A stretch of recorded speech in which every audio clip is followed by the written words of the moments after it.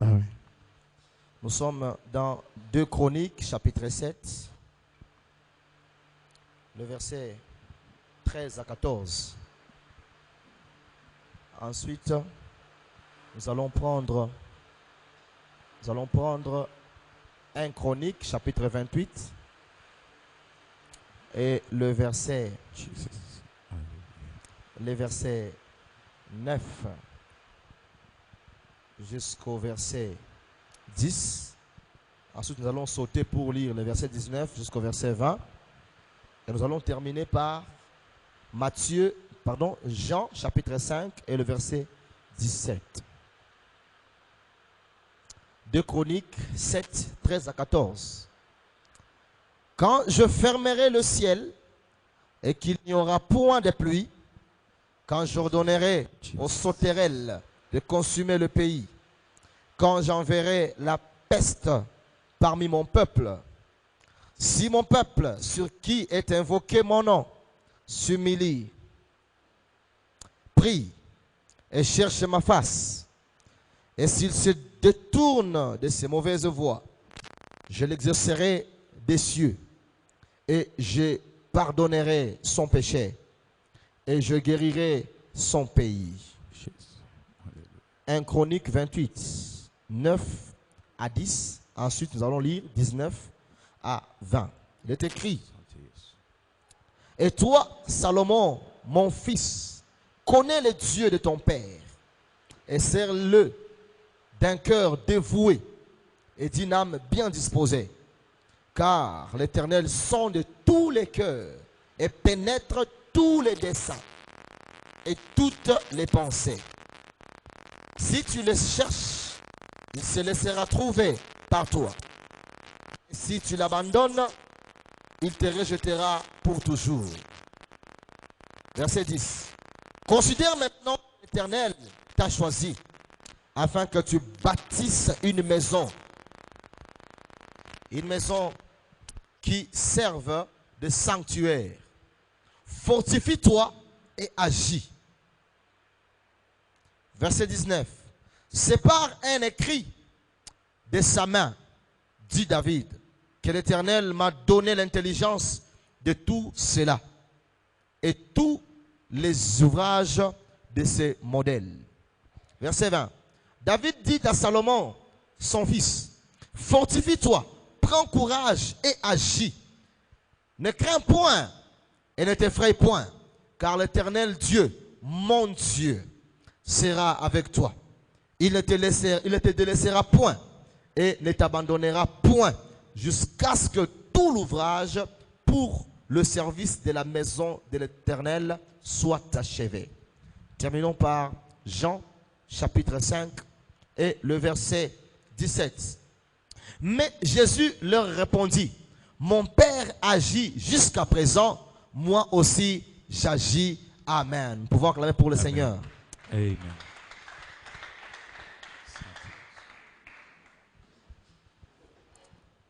Bwana Yesu Kristo asifiwe. Amen. Tunashukuru Mungu kwa juma hii ya pili ya mpango wetu wa maombi. Nous bénissons le Seigneur pour cette deuxième semaine de notre programme de prière. Na kama vile mnajua, et comme vous le savez, somo yetu ina kichwa kubwa. Notre leçon a un sujet. Yawezekana. C'est possible. Mungu anaweza kubadili nyaraka zake. Dieu peut changer ses décrets. Ikiwa tu. Si et seulement si. Njo somo yetu kubwa ya hii mwezi mzima. Tel est le grand thème de tout ce mois. Lakini Mungu akitusaidia siku ya leo, et Dieu va nous aider aujourd'hui, ama juma hii, ou cette semaine, tunguzungumzie kuhusu, nous serons en train de parler kutambua sur reconnaître ubaba, la paternité voilà, wa kiroho, spirituelle. Kutambua reconnaître ubaba, la paternité wa kiroho spirituelle. Maneno hii ambayo tumesoma katika ubaraka wa pili au mambo ya nyakati ya pili, les choses que nous venons de lire, ces paroles que nous venons de lire dans le livre de 2 Chroniques, ni somo yetu ya msingi ya mwezi mzima. C'est notre texte de base de tous ces mois. Ni maneno ya Mungu anaambia Salomo. Ce sont les paroles de Dieu à Salomon. Jinsi aliyenitangulia alisema, Celui qui m'a précédé a dit ceci.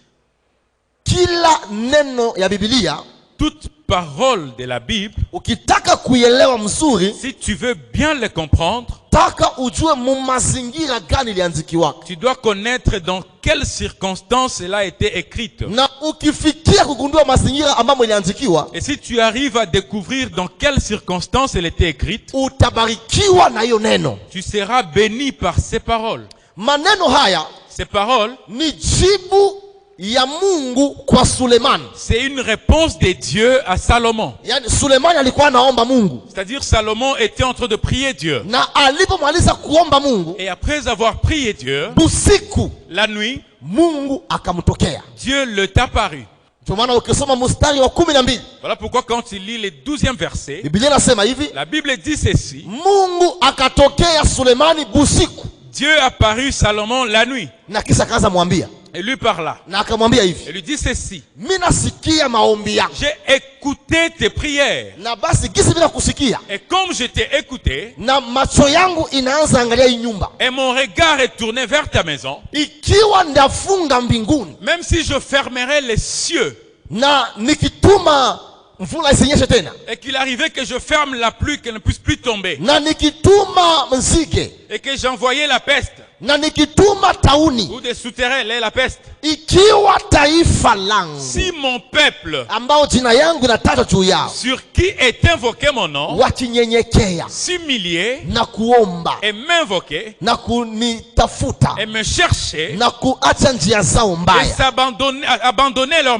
mauvaise voie, nitawasikia kutoka je mbinguni, les écouterai du haut des cieux, ndawajibia, je répondrai, ndawaponya, je les guérirai, ndaponya nchi yao. je guérirai leur pays. Lakini utagundua Mais vous allez découvrir hii maneno ces paroles. haiko Mungu ndio wa kwanza kubisema. C'est pas Dieu. Dieu n'est pas le premier à les déclarer. Ukisoma tutachambua sura ya 6 na sura ya 7 ya hii andiko. Nous allons décortiquer les 6e et les 7e versets.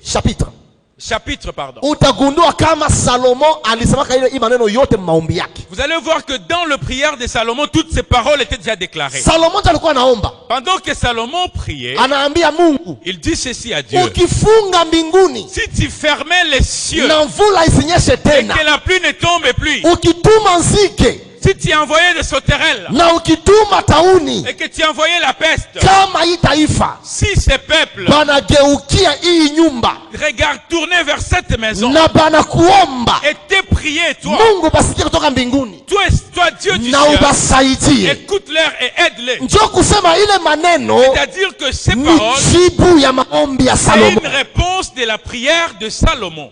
Lakini huyu Salomo Mais c'est Salomon hakuzaliwaka na akakuwa mfalme. n'est pas né étant roi, non. Alizaliwa Il est né, anakutana baba yake Daudi il a trouvé son père David, ndio yuko mfalme, était déjà roi.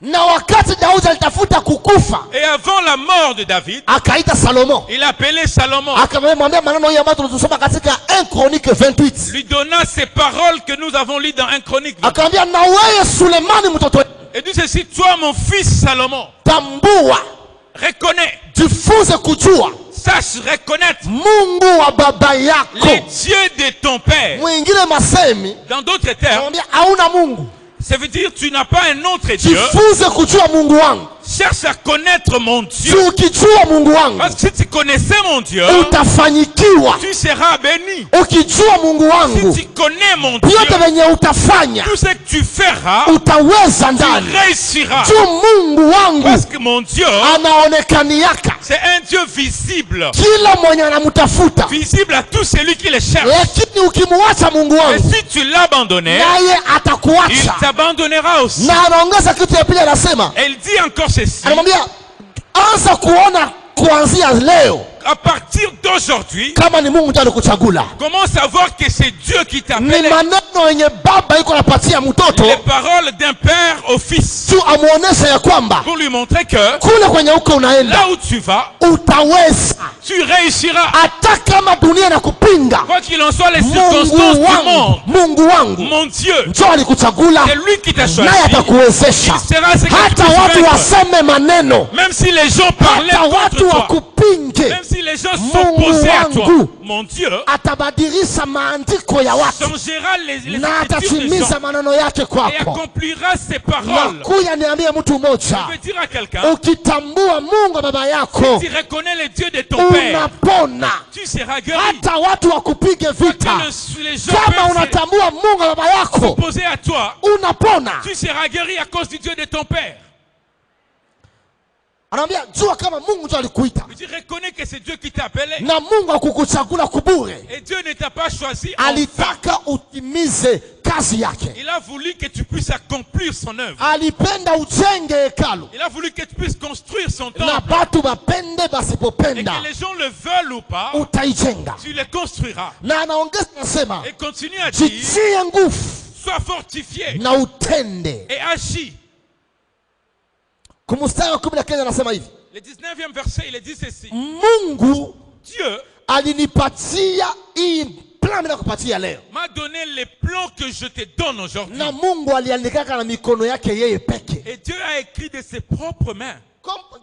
Siko naambia mtoto yake, C'est comme il est en train de dire à son fils. sikudanganye, Je ne te trompe pas. byenye niko nakwambia Les choses dont je suis en train de te dire, Mungu wangu alinipatia kabyo, aliniandikia kabyo yeye peke na mkono je yake. les ai reçus de mon père. Il me l'a donné comme une lettre écrite. Na ndio maana mimi nakupatia haya. Voilà pourquoi je te donne ces choses. Niko siri na niko nakwambia. Je suis sûr des choses que je suis en train de Mimi najua déclarer. kama siko na kudanganya. Je sais que je ne mens pas. Salomo utaweza. Tu réussiras, mon Sio fils byenye mimi Salomon. nakupatia. Parce que les choses que je te donne, Nilivitosha kwa Mungu je wangu. les ai reçues de mon Dieu. Anaongeza anasema hivi, Il continue à dire ceci. jitie nguvu Sulemani mtoto yangu. Fortifie-toi, Salomon, mon fils. Kuwa na bidii Sois fortifié na utende. et agis. Usiogope. N'aie pas peur. Usitetemeke kamwe. Ne tremble pas. Maana wa milele Mungu, Parce que l'éternel Dieu, Mungu wangu, mon Dieu, Ay, ay, ay, ay, ay. Ni baba mwenye anajua yuko naambia mtoto est un yake, Dieu qui connaît mesurer les mots qu'il dit à son fils. usiogope Sulemani, N'aie pas peur, juu Salomon. wa milele Mungu, Parce que l'éternel, mon Dieu, Mungu wangu mon Dieu à moi, atakuwa na wewe sera avec toi. na hatakuacha, Et il ne t'abandonnera pas. atakuwezesha Il te fera réussir. na utajenga nyumba ya Mungu, Et tu construiras les temples de l'éternel. utamaliza kazi ya Bwana. Tu achèveras le travail de l'éternel. Ni maneno Mungu Daudi aliambiaka mtoto yake Ce Sulemani, sont les paroles de David à son fils Salomon. na baadaye Daudi akakufa Et après, c'était la mort de David. na Sulemani akaanza jenga nyumba. Et Salomon commença la construction du temple. Sasa Sulemani alipomaliza kujenga Mais hekalu, après la construction du temple, kukakuya wakati sasa ya kuiweka wakfu, il est venu un moment où on devrait inaugurer les temples. wakati ya kuiweka wakfu, On devrait l'inaugurer. na bakafanya maombi ya siku munane, On a fait une prière de 9 jours. wala fete, karamu ya siku Ou munane, une grande fête. na siku saba Une célébration pendant 7 jours. balikuwa biko wanasherekea, Et 7 jours, on était en train de célébrer. na siku ya munane Le 9e jour, njo Sulemani alifanyaka 8e jour, le 8e jour, pardon. njo Sulemani alifanyaka hii maombi, C'est le jour où Salomon a fait cette prière. akajenga madhabahu. Il a construit la chair. Yes, kajenga madhabahu, La chair. na hii madhabahu utaigundua. Et cette chair, vous allez le découvrir. Mungu kwa ajabu sana, Dieu est merveilleux. anaipatia madimension zile zenye Mungu aliambiaka Musa. Il a donné à cette chair les dimensions telles que le Seigneur avait révélées à Moïse. Ukisoma kitabu cha Kutoka, Si tu lis le livre d'Exode, Exode chapitre yake ya 37, Exode chapitre 37, mstari wake wa 27 verset premier. 27, Exode chapitre 27, verset 1er. Biblia inasema hivi, La Bible dit ceci. tu feras l'autel de bois d'acacia. Sa longueur sera de 5 coudées et sa largeur de 5 coudées. L'autel sera carré et sa hauteur sera de 3 coudées. Hii ilikuwa madimension ya madhabahu ya shaba.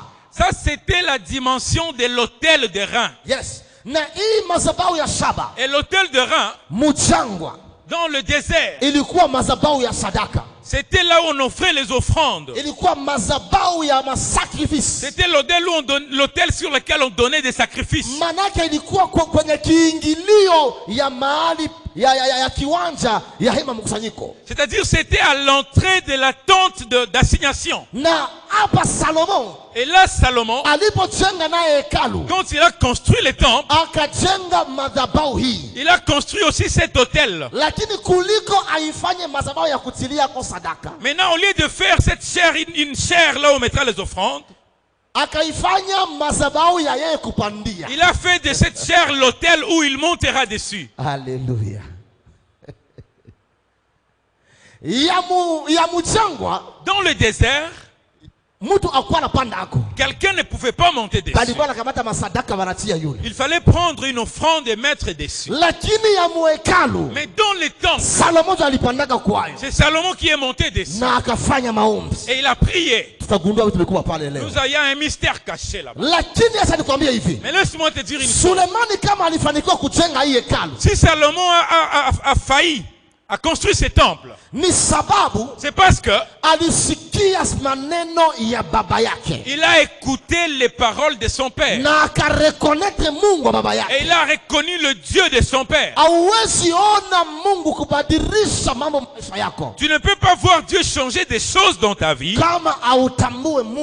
si tu ne reconnais pas les dieux de ton père. Un Dieu, notre Dieu, c'est un Dieu d'humilité ou de l'ordre. Et il ne marche pas sans l'ordre. Il respecte le Père spirituel. Voilà pourquoi il s'appelle Père. Dieu Jésus avec son onction et sa divinité sur la terre, là où nous avons lu, il parlait avec les Juifs. Il leur dit, mon père agit jusqu'à maintenant et moi j'agis encore.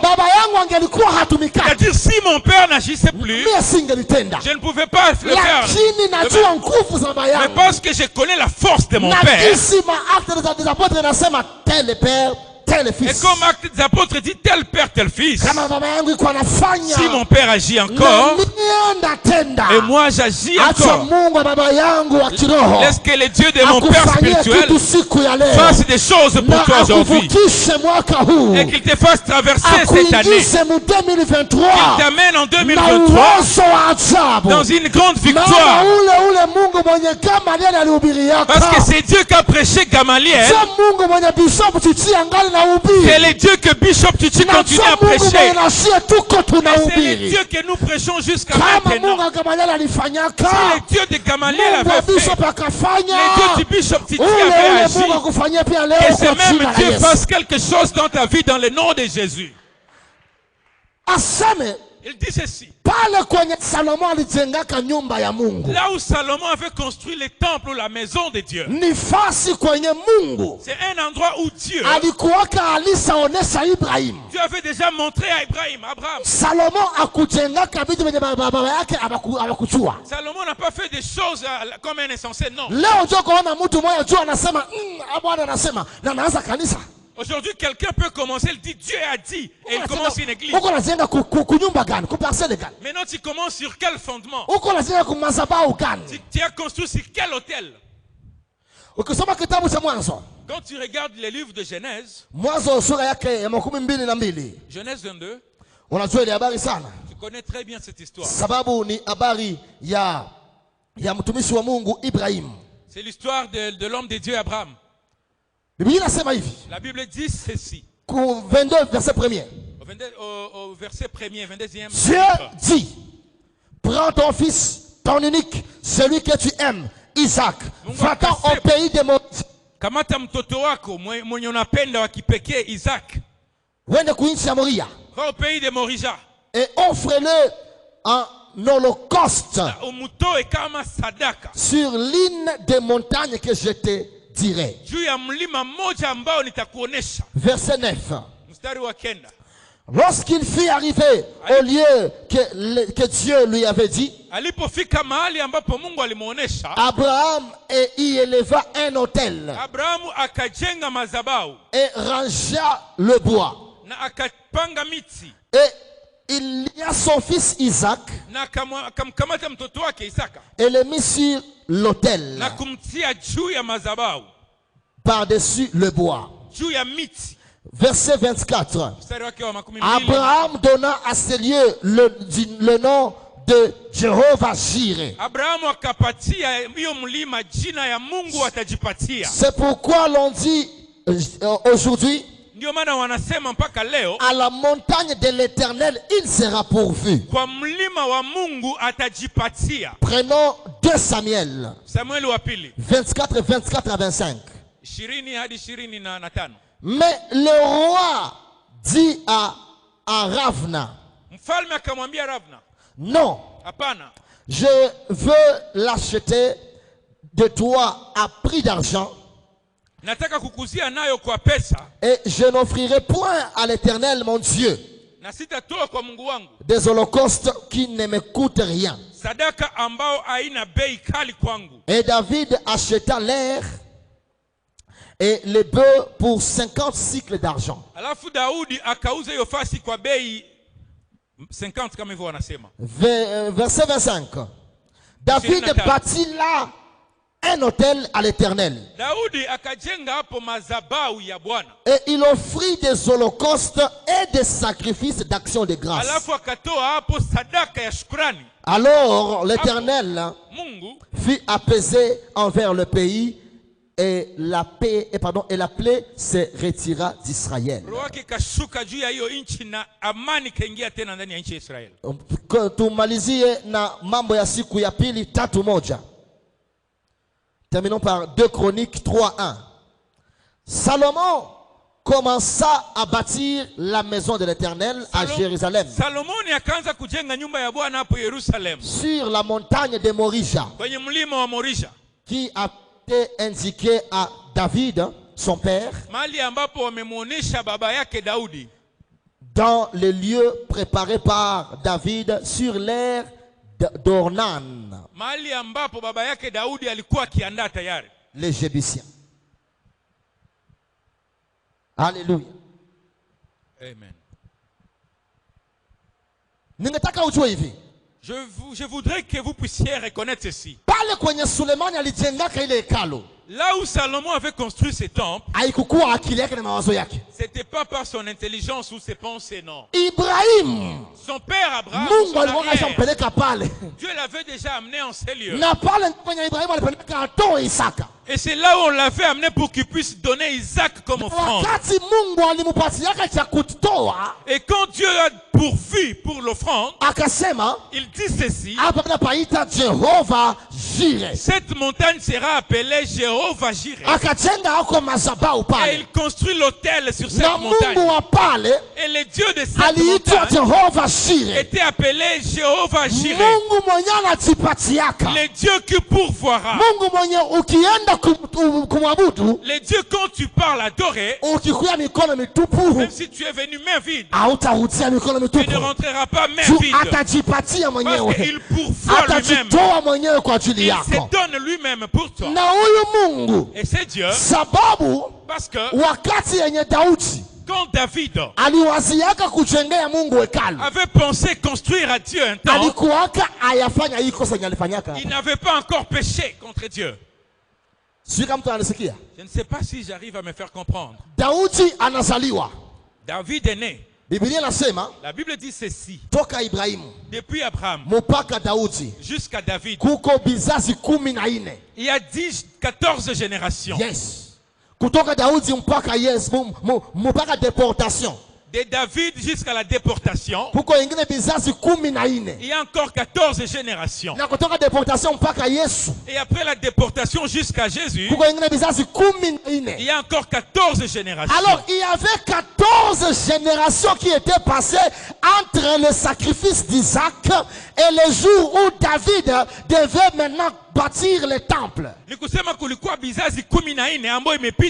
Kutoka hapo ya Daudi na hapo alipaswa jenga hekalu. Na Daudi alikuwaka ajue pale kwenye Mungu aliandika Ibrahimu utajenga hapo. David ne connaissait pas que Dieu avait montré à Ibrahim que tu construiras un temple en ces lieux. Na Mungu akaambia Daudi, Dieu dit à David, tu as reçu une très bonne idée de construire, mais tu ne construiras pas. Ton fils le fera à ta place. Et c'est resté comme ça. Personne n'avait la localisation du lieu où on devrait construire les temples. Maintenant, quand tu fais la lecture, il est un chronique. Dans le livre de 1 Chronique. Non, pardon, 2 Samuel, pardon. 2 Samuel. Utagundua kwamba 24 verset 1er. Le 24e chapitre verset 1er. Tu vas découvrir que Mungu akaingia mu Daudi. La Bible dit Dieu entrant en David. Daudi ahesabia Israël. Pour que David puisse comptabiliser le peuple d'Israël. Alipohesabia Israël. Après la comptabilité du peuple d'Israël. Hasira ya Mungu ikapanda. La colère de Dieu monta. Ikamwambia chakula. Et dit choisis maintenant. Ndapiga mapigo 3. Je vais frapper 3 fléaux. Et les fléaux, vous connaissez l'histoire des fléaux. Mais pour que ces fléaux passent par-dessus, l'ange est venu et resté au-dessus de cette montagne. Et Dieu dit à Nathan, va dire à David qu'il aille donner l'offrande là où l'ange se trouve. Et c'est à ce moment-là que ma colère passera. Quand il est arrivé à destination, il donna l'offrande. La colère de Dieu. Et après la colère de Dieu, David dit, nous allons construire lieu. David passa. Salomon venant. Et il est parti construire en ce même lieu. Si tu respectais la paternité spirituelle, tu vivras la bénédiction des pères spirituels. Quand Jacob bénissait ses enfants, quand il est arrivé à Joseph, il a dit ceci: la bénédiction de ton père est plus grande que la bénédiction de mon père. C'est-à-dire, si moi j'ai été béni par Isaac, j'ai une double bénédiction. La bénédiction d'Abraham à Isaac et la bénédiction d'Isaac mélangée à celle d'Abraham sont mes bénédictions. Mais tes bénédictions à toi commencent à partir de celles d'Abraham, d'Isaac, et mes bénédictions, alors ça devient tes bénédictions à toi. Alors si tu reconnais le Dieu de ton père spirituel, tu auras une très grande bénédiction que celle de ton père. Mais si tu ne reconnais pas, tu n'auras rien. Dieu peut changer des choses, mais il changera si seulement si tu reconnaissais les dieux de ton père. La Bible dit ceci: pendant 7 jours ils étaient dans une célébration, et le 8e jour il voulait maintenant inaugurer le temple. Salomon est monté sur l'autel. Et quand il était sur l'autel, il était debout devant le peuple. Quelque chose d'étonnant, Salomon s'est incliné à genoux. Et quand il était à genoux, il éleva le 2 mains. Et il a commencé à prier. Sa prière commence en disant ceci: souviens-toi de l'alliance, de ton alliance avec David mon père. Tu avais dit à mon père, quand il t'avait dit qu'il construira un temple, tu avais dit à mon père qu'il ne manquera pas de successeurs sur son trône. Et le Dieu de mon père que tu es, tu l'as fait. Parce que tu m'as pris et tu m'as fait asseoir sur le trône de mon père. Maintenant Dieu écoute la prière que je fais en faveur de cette maison. Il commença à déclarer des choses. Tel que je te l'ai dit, mazabau ya Sulemani, l'autel de Salomon, ilikuwa iko inakamata nafasi ya mazabau ile yenye Musa alijengaka kuchangwa. Avait la localisation de ces mêmes lieux où Moïse avait construit l'autel dans le désert. Donc, prenez la place de l'autel de l'Iran que Moïse avait construit au désert. Il est le face kwenye Musa aliweza jenga mazabau kwenye jangwa. Non. L'autel de Salomon avait remplacé l'autel de Moïse. Ni kusema mazabau ya Sulemani ilikia kamata nafasi ya mazabau ya Musa. Ukiangalia, si tu regardes, kwenye Daudi aliachaka hema mkusanyiko, là où David avait laissé les temples, ilikuwa Gabaon. La tente d'assignation c'était à Gabaon. Ilikuwa Gabaon. À Gabaon. Na walipojenga, pendant qu'on a construit hekalu Yerusalem, le temple à Jérusalem, unapoangalia vyombo ingine yote yenye ilitoka Gabaon ikaenda Yerusalem, les instruments qui ont quitté Gabaon pour Jérusalem, Hôtel d'Airain haikuendaka. L'hôtel d'Airain n'était pas parti. C'est-à-dire c'était resté, sauf ce que Salomon avait construit. Maintenant,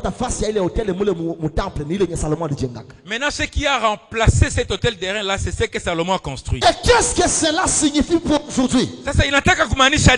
D'abord, Salomon est le type ou l'image de Jésus-Christ. Salomon anakuwa picha ya Kristo. Et l'autel de l'erreur du désert représentait la porte d'entrée ou la porte qui mettait en contact l'homme et Dieu. Ilikuwa picha ya mlango ambao ilikuwa inatia uhusiano kati ya Mungu na mwanadamu. Parce que c'était l'autel de sacrifice. Kwa sababu ilikuwa madhabahu ya sadaka. Quand tu viens, tu es pécheur. Unapokuja unakuwa mfanya dhambi. Tu veux entrer dans la tente d'assignation. Unataka ingia kwenye nafasi ya makusanyiko ama hema ya makusanyiko. Tu dois réparer avec ton Dieu. Inabidi utengeneze na Mungu wako. Tu dois offrir le sacrifice sur l'autel d'Airain. Inabidi utoe sadaka kwenye madhabahu ya shaba. Raison pour laquelle on y mettait des sacrifices immolés. Ndio maana walikuwa wanatia sadaka ijaye. Et cet autel représentait la croix de Jésus. Parce que c'est à la croix de Jésus que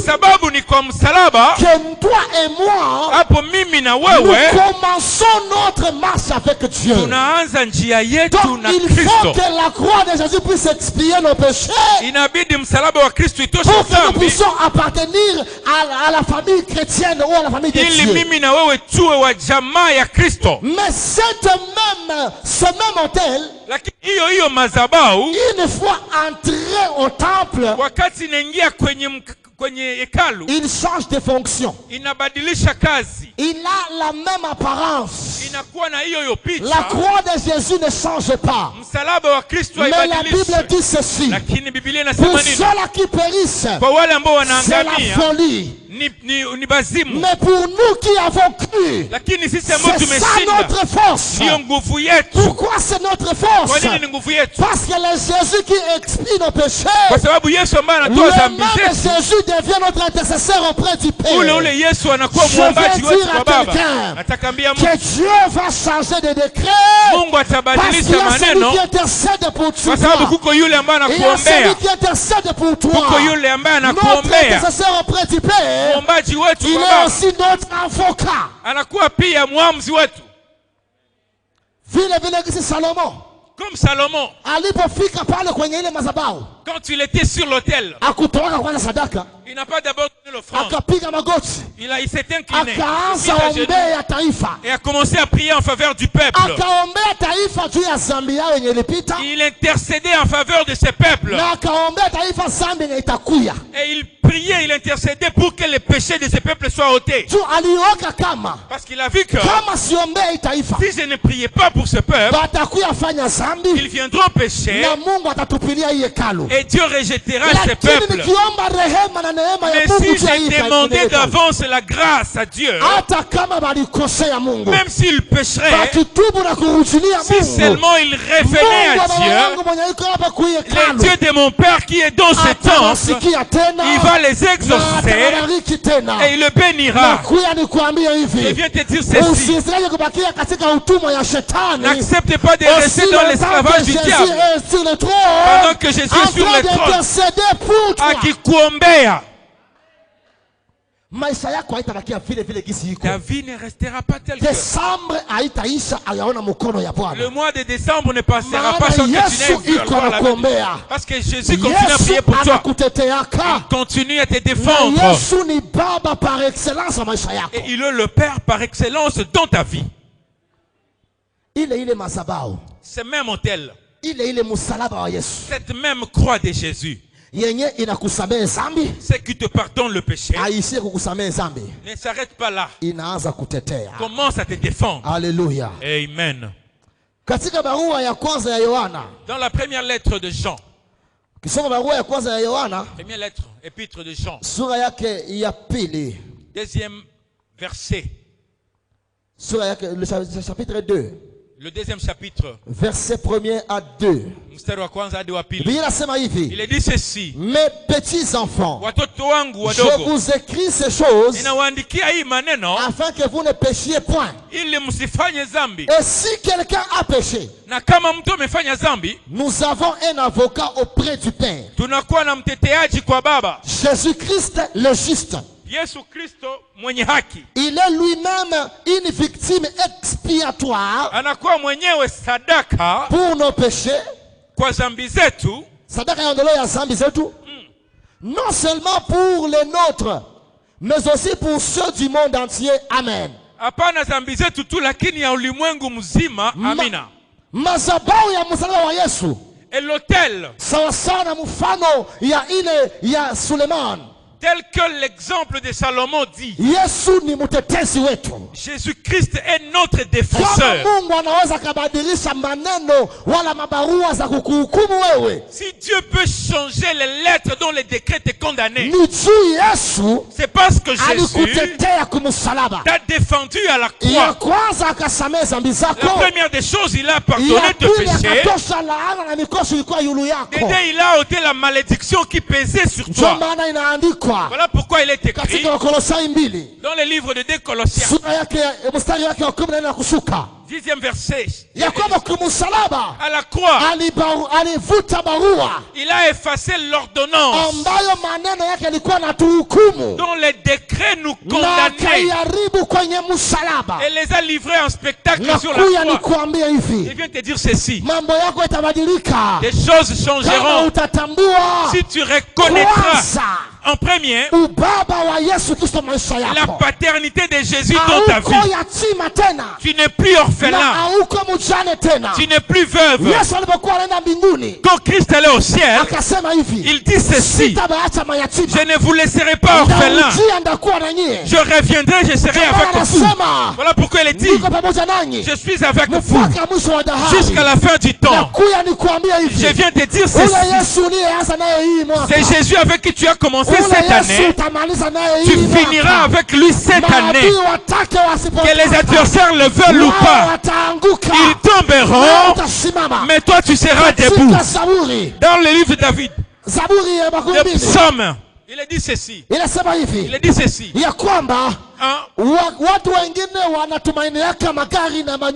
D'autres personnes placent leur confiance dans les biens matériels. Mais nous plaçons notre confiance dans le nom de Jésus. Facilement, et puis ils peuvent essayer et tomber. Mais nous restons inébranlables. Les autres, pardon.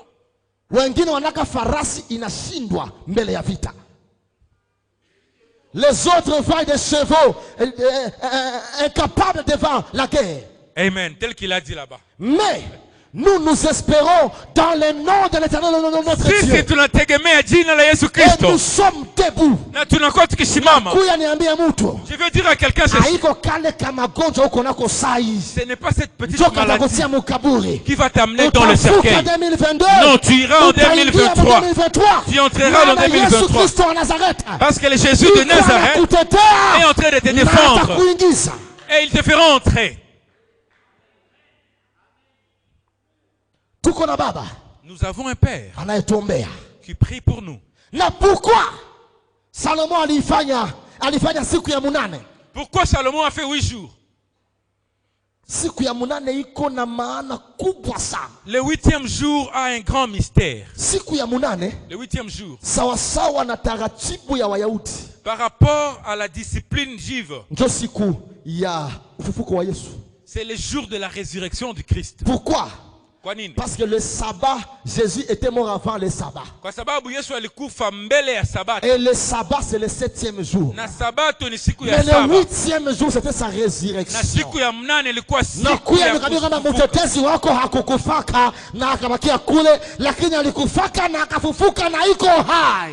Ton rédempteur n'est pas mort et resté dans le tombeau, mais il est ressuscité et il est vivant. Le 8e jour, c'est le jour de la résurrection de notre Seigneur et son frère Jésus-Christ. Il peut nous défendre jusque dans l'éternité. Parce qu'il est ressuscité le 8e jour. Je viens déclarer à quelqu'un que tous ceux qui se mouraient dans ta vie recevront la résurrection aujourd'hui dans le nom suprême de Jésus. Alléluia. Amen. Le ressuscité Jésus-Christ de Nazareth. Il est avec nous ce soir. Et il vient te justifier. Lui, le juste avocat et le juste juge.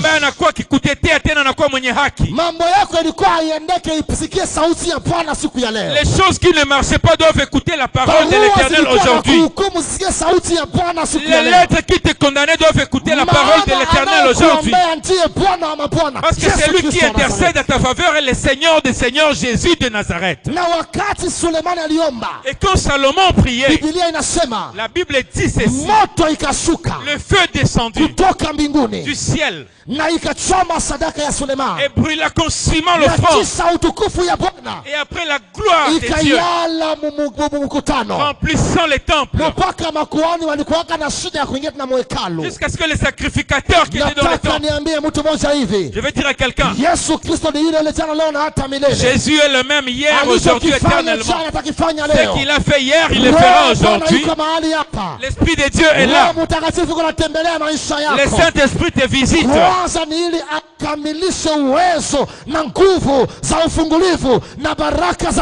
Il est en train de confirmer la puissance et le pouvoir de la délivrance de Dieu en toi. Deuxième des choses, la grâce, la gloire de Dieu va te couvrir.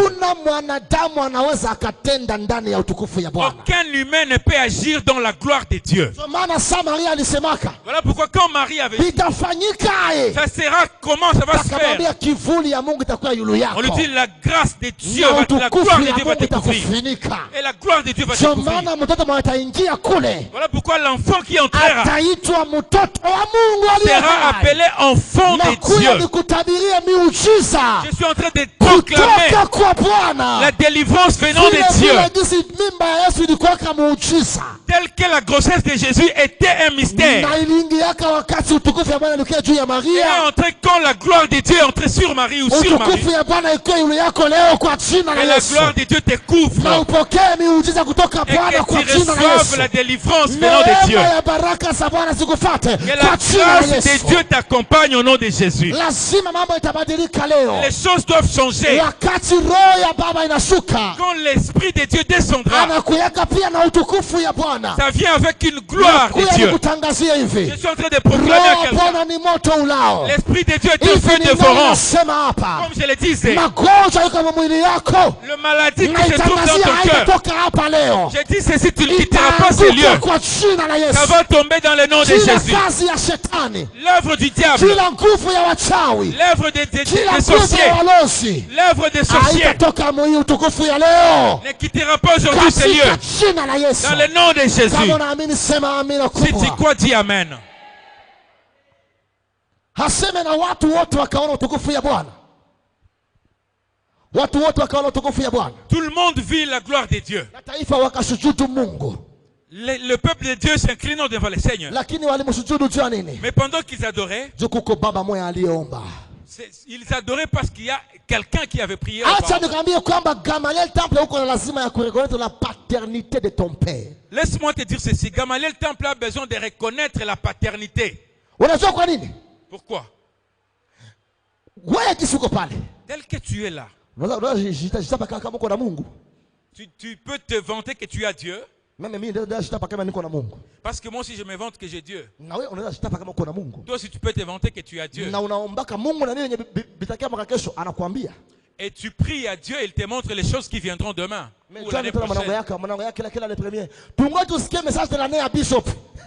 pourquoi alors nous attendons à écouter le message de l'année chaque année? C'est parce que nous croyons que s'il déclarait quelque chose comme père, ça arrivera. Laisse-moi te dire, si tu reconnaissais ton père spirituel, tu seras béni.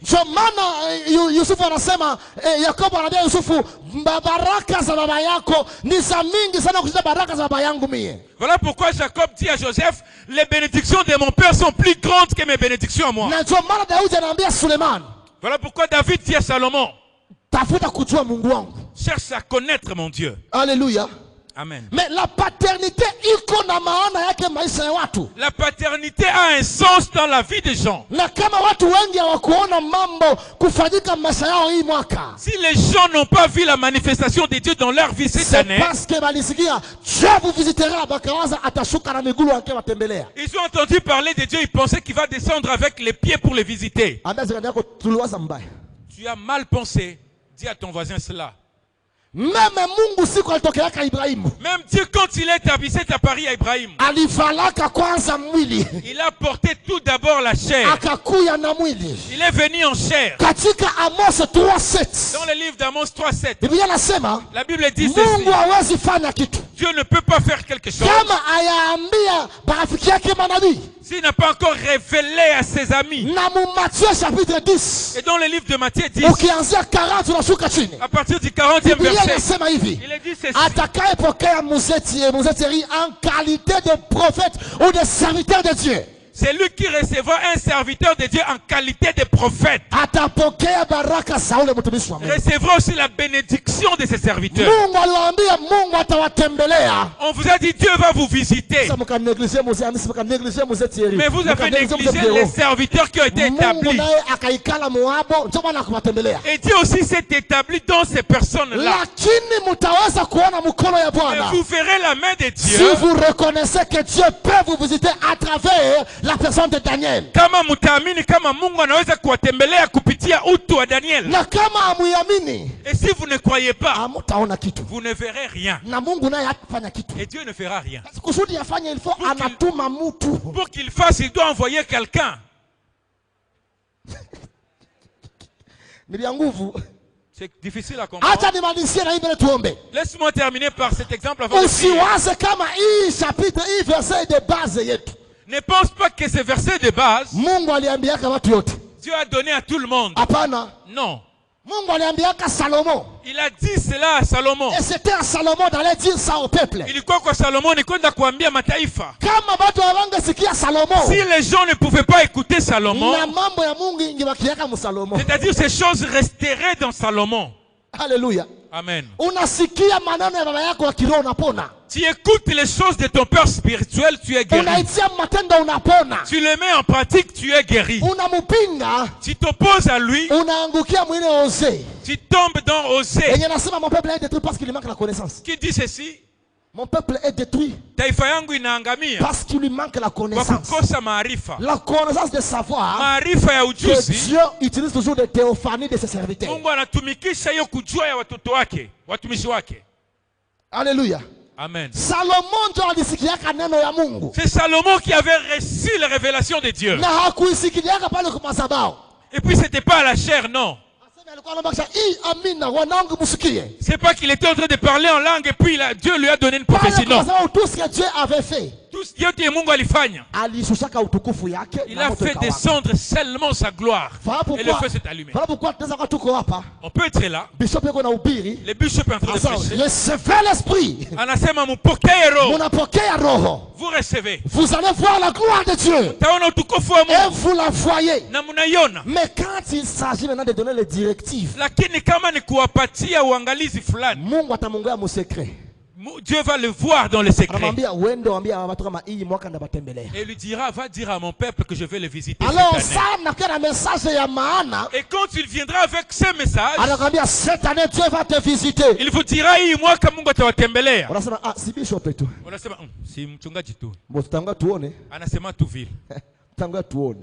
on va voir. Alléluia. Amen. Salomon, Bible verset 12. Il y a 2 Chroniques 7. La Bible dit ceci dans 2 Chroniques 7, verset 12. Il dit la nuit, le Seigneur l'a apparu. Pourquoi le Seigneur n'est pas venu quand il était en train de parler avec le peuple sur le temple? Dieu voulait de la même manière qu'on respectait son père David. On commence aussi à respecter Salomon de la même façon. C'est comme ça que Dieu marche. Même quand il a appelé Josué, les gens regardaient toujours Moïse.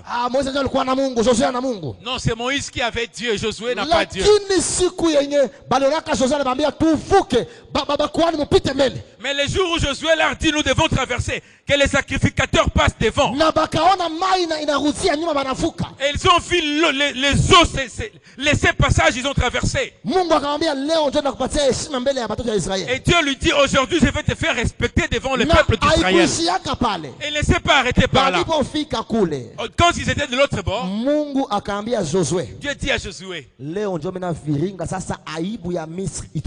aujourd'hui je vais rouler l'opprobre de l'Égypte. Donc le jour où le peuple avait reconnu la paternité de Josué, c'était le jour où la honte de l'Égypte était roulée de dessus de leur tête.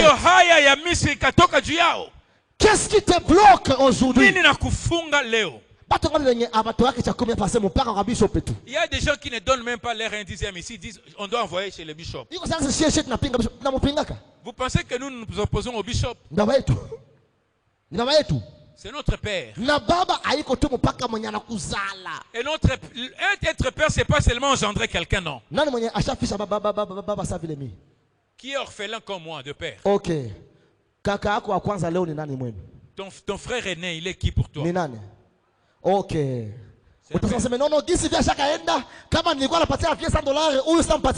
Tu diras comme mon papa est déjà décédé, je lui donnais $100, celui-ci je ne lui donnerai pas.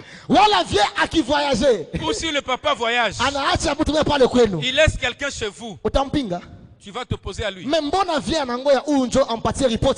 Mais pourquoi le papa attend le rapport de cet homme-là? Sachez reconnaître la divinité de Dieu dans ses serviteurs. Alléluia. Amen. Alléluia. Amen. C'est ça votre force. Même si Dieu dit je peux arrêter la pluie. Est-ce que vous savez que c'est Salomon qui a prêté à Dieu ces paroles? Va lire. C'est Salomon qui avait prêté à Dieu ses paroles. Même si tu fermais les ciels, même si tu envoyais des sauterelles, même si tu envoyais la peste, si seulement ton peuple d'invoquer Seigneur,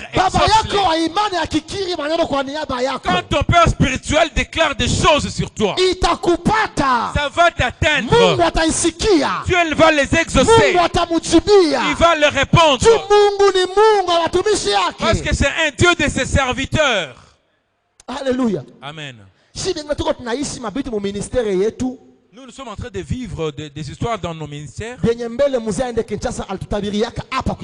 choses que le bishop avant d'aller à Kinshasa nous avait dit ici. À certains, il avait dit ceci. Mais chez moi, il m'avait appelé à côté.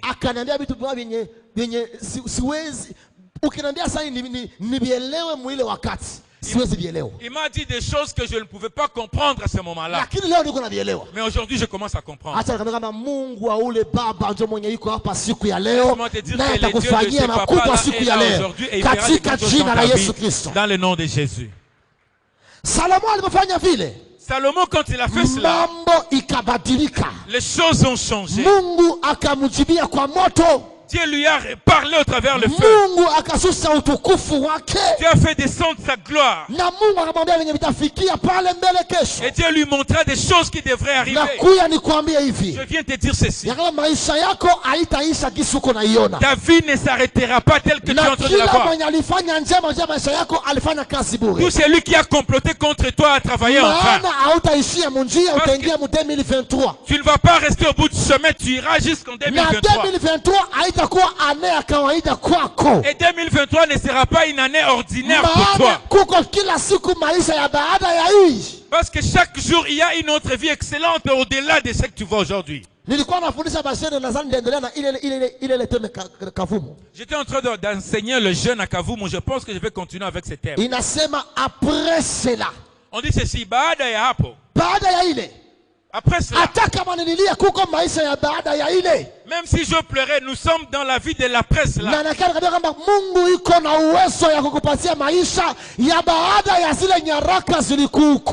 je vais vous dire que Dieu a la possibilité de te donner la vie d'après les ordonnances qui t'ont condamné. Dieu est capable de changer ses décrets. Il peut changer. Et même s'il y a des décrets qui te condamnent maintenant, il y a toujours la vie d'après ces décrets. Il y avait un décret qui avait condamné Job. Jusqu'au jour où Job avait même maudit le jour de sa naissance. Et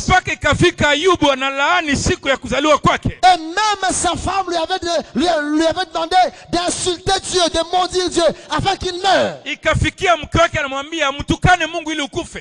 même ses amis l'avaient taxé d'un pécheur. Il peut arriver que tu perdes tout dans la vie. Mais laisse-moi te dire que le Dieu de nos pères est le Dieu qui nous donne toujours une vie d'après notre souffrance. La Bible me dit qu'après cela, Job a vécu 140 ans. Il vivait bien.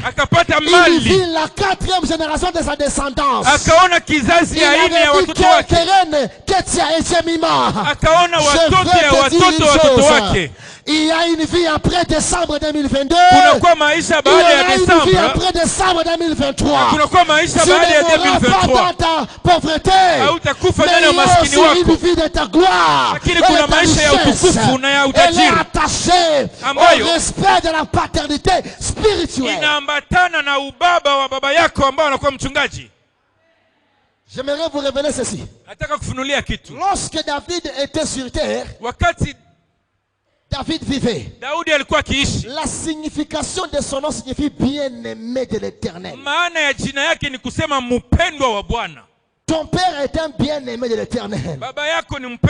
Voilà pourquoi David avait dit, ce que je te donne, Dieu me l'a écrit par sa propre main. Mais Salomon signifie le pacificateur, l'homme d'épée. Je suis en train de déclarer des choses. Si le bishop avait combattu les combats, c'est un bien-aimé de l'Éternel. Mais moi, je suis l'homme de paix de l'Éternel. Tu es l'homme de paix de l'Éternel. Toi, tu n'auras pas à combattre.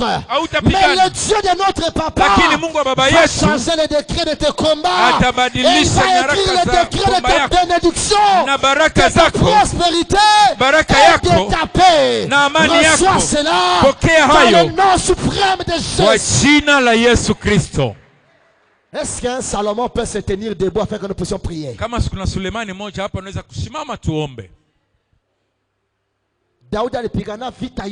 David avait combattu. Et Dieu lui donna tout ce qu'il n'avait pas donné, les choses qu'il n'avait pas donné à Salomon. Laissez-moi vous dire une chose. Il y a des gens ici. Peut-être les 2 années qui viennent devant nous, vous ne serez plus avec eux. À travers son ange, parce que Dieu leur a déjà donné tout le nécessaire pour aller bâtir des temples. Et ce sont des Salomon qui exécuteront la volonté de David. C'est David qui avait l'ambition de bâtir pour Dieu. Mais Dieu lui dit non, ça sera ton fils. J'aimerais prophétiser à un serviteur de Dieu. Il y a 2 ans devant toi. Et l'Éternel te donnera des paroisses. Bien sûr sous l'autorité de notre Père. Et tu sauras qu'un Dieu est venu dans ta vie pour changer les décrets sur ta vie. Je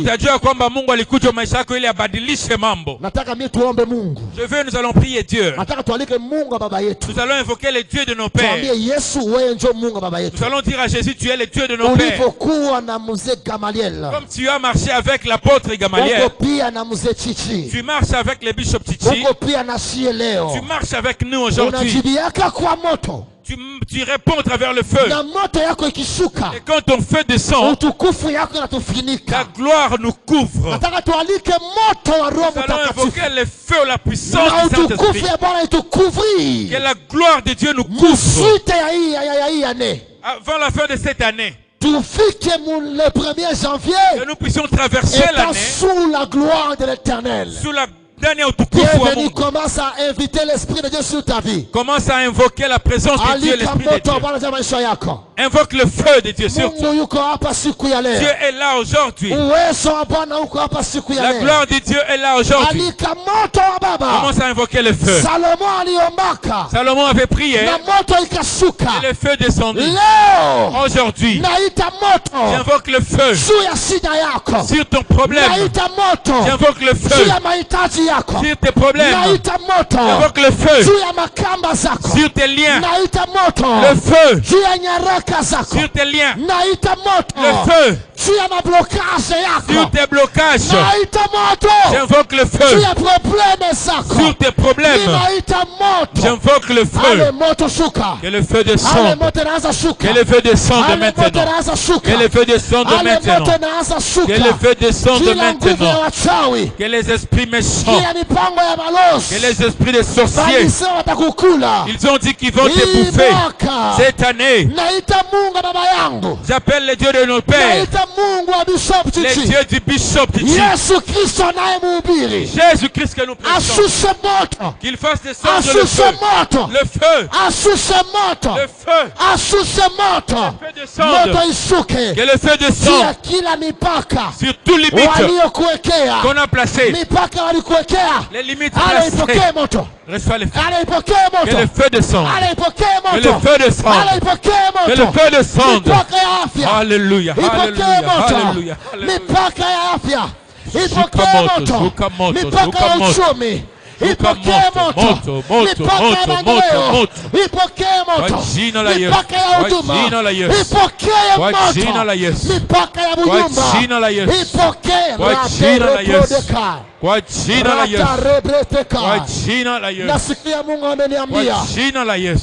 Mama uko hapa, uko napitia moment difficile mu nyumba yako. Mkono wa Bwana uko nataka kukusaidia siku ya leo. Il y a une maman qui est ici, tu traverses des situations difficiles dans ta vie. La main de Dieu veut te toucher aujourd'hui. Nyumba yako. Dans ton foyer. Mkono wa Bwana uko hapa. La main de Dieu est là. Sukuma moto mule situation yenye inakutenga wewe na Bwana. Envoie le feu dans les situations qui te séparent de ton mari.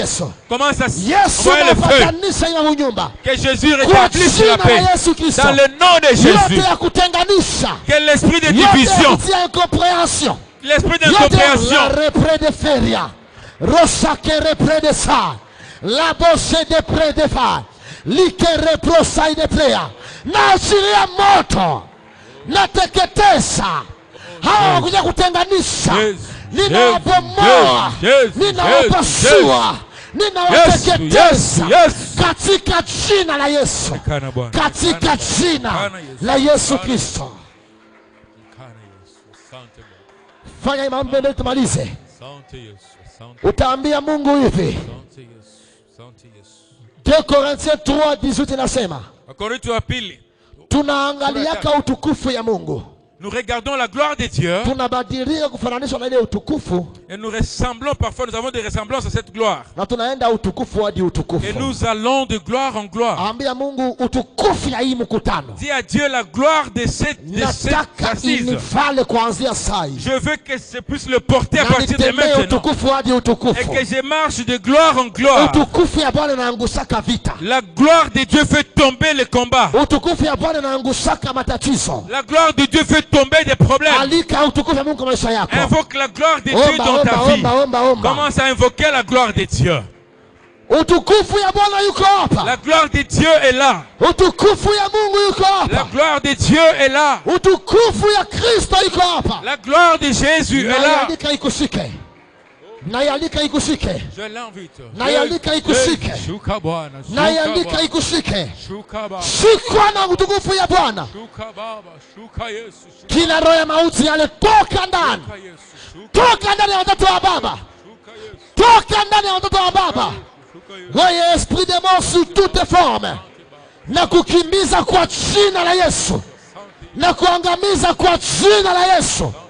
Utukufu ya nyumba hii ya pili ni kubwa moyo kuliko ya kwanza. Na iachilia utukufu ya Baba. La gloire de la résurrection. La gloire du 8e jour. Je l'invite encore ce soir. Qu'elle descende au Père. Au nom suprême de Jésus. Katika jina la Yesu. Katika jina la Yesu. Katika jina la Yesu. Asante Yesu. Merci Jésus. Kesho demain tutajaribu kuchambua. Nous allons décortiquer. Tuone nani baba. Nous allons voir qui est père. Na nani ndio mwana.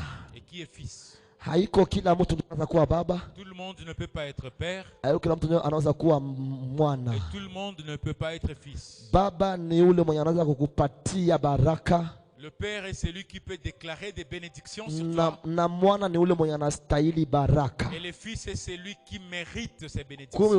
Unasema inawezekana Mungu anaweza changer.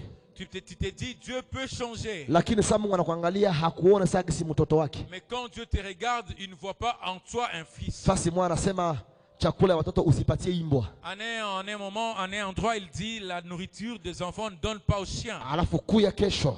Viens demain. Na mimi tutapanda mwingine viwango. Je crois que nous allons monter dans d'autres dimensions. Na itakuwa ya baraka kwako. Et ça sera pour une grande bénédiction. Alika jirani yako. Invite ton voisin. Tuwe wengi kesho. Soyons nombreux demain. Na Mungu atatubariki. Et le Seigneur sera en train de nous bénir.